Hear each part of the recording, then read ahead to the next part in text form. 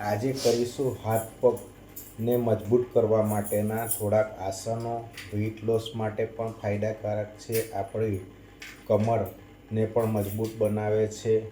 તો તેને માટે એક હાથ અને એક પગને આપણે ઓલ્ટરનેટ ટચ કરીશું.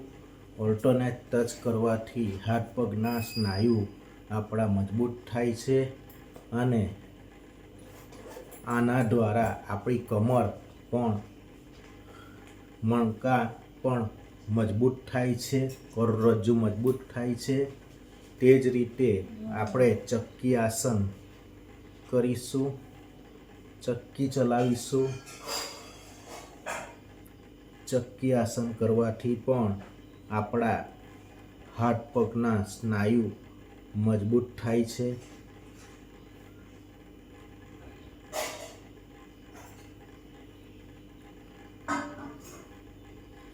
તો આ રીતે આપણા હાથ પગના સ્નાયુ મજબૂત થાય છે.